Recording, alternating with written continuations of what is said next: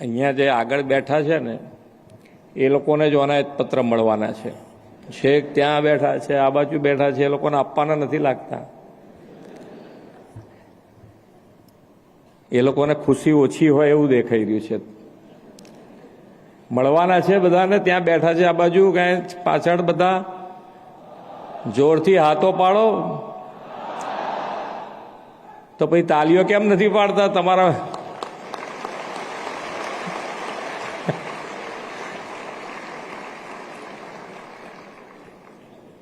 તમારામાંથી કોઈક મિત્ર એ તો જે તમે જુઓ અહીંયા આગળ આવ્યા તારે તમે બધા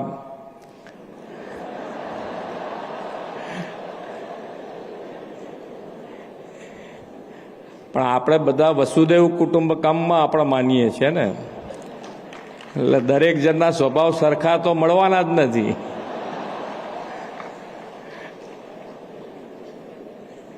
એટલે તમે જે બધા છો, તમારે તો કેટલા બધા લોકોનું 7 કરોડ ગુજરાતીઓના કામ કરવા માટે તમે સિલેક્ટ કર્યા છો. એટલે દરેક જણને કેટલી ધીરજ ને ધૈર્ય રાખવું પડે વિચારી લેજો.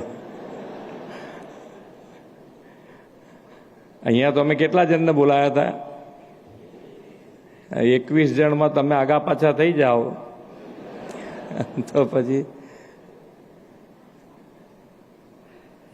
ચાલો. ગુજરાત ગૌણ સેવા પસંદગી મંડળ દ્વારા સરકારશ્રીના વિવિધ વિભાગોમાં પસંદગી પામેલ 4473 ઉમેદવારોને નિમણૂક પત્ર એનાયત સમારોહમાં આપણી સૌની સાથે મંચ ઉપર ઉપસ્થિત મારા સાથી નાયબ મુખ્યમંત્રી શ્રી હર્ષભાઈ સંઘવી, મારા સાથી મંત્રી શ્રી જીતુભાઈ વાઘાણી, શ્રી અર્જુનભાઈ મોઢવાડિયા, શ્રી રમણભાઈ સોલંકી, ગાંધીનગર મહાનગરપાલિકાના મેયર શ્રીમતી મીરાબેન પટેલ, મુખ્ય સચિવ શ્રી મનોજકુમાર દાસ, સામાન્ય વહીવટ વિભાગના અધિક મુખ્ય સચિવ શ્રીમતી સુનૈના તોમર, મહેસૂલ વિભાગના અધિક મુખ્ય સચિવ શ્રીમતી જયંતિ રવિ, ગુજરાત ગૌણ સેવા પસંદગી મંડળના ચેરમેન શ્રી તુષારભાઈ ધોળકિયા, આમંત્રિત સર્વે મહાનુભાવો, પ્રેસ મીડિયાના મિત્રો,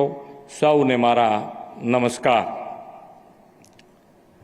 આપણા યશસ્વી વડાપ્રધાન શ્રી નરેન્દ્રભાઈ મોદીએ જેને ડેમોગ્રાફિક ડિવિડન્ડ કહી છે તેવી યુવા શક્તિ માટે આજે આનંદનો અવસર છે.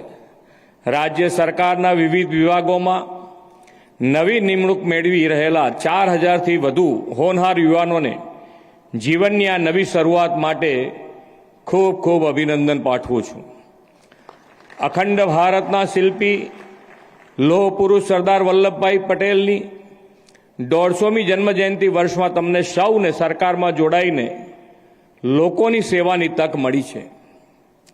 સરદાર સાહેબે આઝાદી પછી દેશની વહીવટી પદ્ધતિના આર્કિટેક્ટ તરીકે ગુડ ગવર્નન્સ માટે અમૂલ્ય યોગદાન આપ્યું છે. સરદાર સાહેબે સિવિલ સર્વન્ટની જવાબદારી અંગે બહુ સૂચક વાત કહી હતી. આઝાદ ભારતના સિવિલ સર્વન્ટ પોતાને દેશના સામાન્ય નાગરિકનો જ એક ભાગ સમજીને પોતાની ફરજો બજાવવાની છે એવો સંદેશ તેમણે આપ્યો હતો. વડાપ્રધાન શ્રી નરેન્દ્રભાઈ મોદીએ પણ એ જ પરંપરાએ ચાલીને નાગરિક દેવો ભવનો મંત્ર સરકારમાં અપનાવ્યો છે અને લોકોને ગુડ ગવર્નન્સની પ્રતીતિ કરાવી છે. રાજ્ય સરકારની સેવામાં તમને મળેલી નોકરીની તક માત્ર સરકારી નિમણૂક નથી, ગુડ ગવર્નન્સ દ્વારા સામાન્ય માનવીની સેવા થકી રાષ્ટ્ર નિર્માણના યોગદાન આપવાની મોટી તક પણ છે. મને અહીં બેઠેલા અમને સૌને વિશ્વાસ છે કે તમે રાષ્ટ્રહિત પ્રથમ અને રાજ્યના વિકાસથી રાષ્ટ્રના વિકાસના ભાવને તમારી સમગ્ર કેરિયરમાં પ્રાથમિકતા આપશો. પ્રાથમિકતાની સાથે કાર્યરત રહીને કોઈ નાના માનવીની મુશ્કેલી દૂર કરીને, કોઈ વિધવા માતાના આંસુ લૂછીને કે નિરાધારનો આધાર બનીને સંવેદનશીલ સરકારનો સૌને અનુભવ થાય તેવા તમારા વાણી, વર્તન અને વ્યવહાર હોય એવી અમે અપેક્ષા રાખીએ છીએ.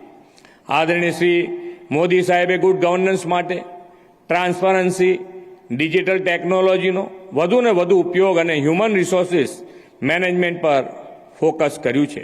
વિકસિત ભારતના નિર્માણ માટે ગરીબ, યુવા, અન્નદાતા અને નારી શક્તિને તેમણે મજબૂત પિલ્લર કહ્યા છે. આપણે પણ એ 4 પિલ્લરને વિકસિત ગુજરાત માટેનો આધારસ્તંભ બનાવ્યો છે. વડાપ્રધાનશ્રીની પ્રેરણાથી ગવર્નન્સમાં ટેકનોલોજીનો વ્યાપ વધાર્યો છે અને કેડર મેનેજમેન્ટ પોર્ટલ કાર્યરત કર્યું છે. 3000થી વધુ કેડરની માહિતી સાથેનું આ પોર્ટલ ખાલી જગ્યાઓ ભરવા અને ભવિષ્યના મેન પાવર રિક્રુટમેન્ટના આયોજન માટે મહત્વપૂર્ણ બન્યું છે. વિકાસની તેજ ગતિની સાથે લોકોને ઇઝ ઓફ લિવિંગ અને ઇઝ ઓફ ગવર્નન્સ મળે તેવા હેતુ સાથે આપણે કામ કરી રહ્યા છીએ.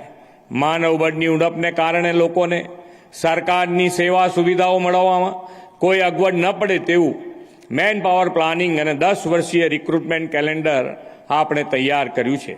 આના પરિણામે રોજગાર ઈચ્છુક યુવાનોને પરીક્ષાની આગોતરી માહિતી મળી રહે છે અને પૂરી તૈયારીઓ કરીને સફળતા મેળવી શકે છે. આ એક અદ્ભુત માન્ય વડાપ્રધાન શ્રી કે જે ટ્રાન્સપરન્સી અને ટ્રાન્સપરન્સીના હિસાબે આજે તમે બધા જ અહીંયા નોકરી જે મેળવી છે એ કોઈ પણ જાતની કોઈ પણ લાગવગ વગર પોતાની મહેનત થકી આ નોકરી ગુજરાત સરકારમાં મળતી થઈ ગઈ છે. એ આપણા સૌ માટે આનંદની વાત છે. પહેલાં એ બધાએ નોકરીઓ સરકારમાં કેવી રીતે મળતી હતી આપણે બધાએ જોયેલું છે અને આજે તમે જ્યાં હોવ ત્યાં ગુજરાતના કોઈ પણ ખૂણેથી આપણો યુવા આ પરીક્ષા આપી શકે અને એને પોતાને એના જો પોતાનામાં આવડત છે, પોતાની હોશિયારી છે, તો એને પોતાને વિશ્વાસ હોય છે કે મને ગુજરાત સરકારમાં નોકરી મળશે મળશે ને મળશે. આ આપણા માટે ખૂબ મોટી સિદ્ધિની વાત છે. વડાપ્રધાનશ્રીના નેતૃત્વમાં દેશના યુવાનો માટે સરકારી નોકરીઓ ઉપરાંત ખાનગી જાહેર ક્ષેત્રોમાં પણ હર હાથ કો કામ હર કામ કા સન્માનનો ધ્યેય સાકાર કરવા રોજગારના અવસરો ખુલ્યા છે. આ માટે તેમણે રોજગાર મેળાઓ આપણે અહીંયા રોજગાર મેળાઓ શરૂ કરાવ્યા છે. યુવાનોને તેના દ્વારા નિમણૂકો પણ મળી રહી છે. 3.5 કરોડ યુવાનોને રોજગારના અવસરો આપવા વડાપ્રધાન શ્રી મોદી સાહેબના વિઝનથી PM વિકસિત ભારત યોજના પણ કાર્યરત થઈ છે. 2047માં દેશની આઝાદીની આપણે શતાબ્દી મનાવીશું ત્યાં સુધીના સમયને વડાપ્રધાન શ્રી મોદી સાહેબે અમૃતકાળ કહ્યો છે. તમે સૌ એવા નસીબવાળા અને નાની વયના યુવાનો છો કે અમૃતકાળમાં તમને જનસેવાની તક મળી છે. આપણે આઝાદીની શતાબ્દી 2047માં મનાવીએ ત્યારે તમે સૌ સરકારી સેવામાં કાર્યરત હશો જ. વિકસિત ભારત માટે વિકસિત ગુજરાતના નિર્માણના સંવાહક બનીને તમે ઈમાનદારી અને નિષ્ઠાથી લોકોની સેવા કરો. તમારી ફરજો અને કામમાં શિથિલતા નહીં, નવીનતાના અભિગમ સાથે ઉત્તરોત્તર પ્રગતિના શિખરો સર કરો. એ જ શુભેચ્છા સાથે વિરમું છું. ભારત માતા કી જય. વંદે માતરમ. જય જય ગરવી ગુજરાત.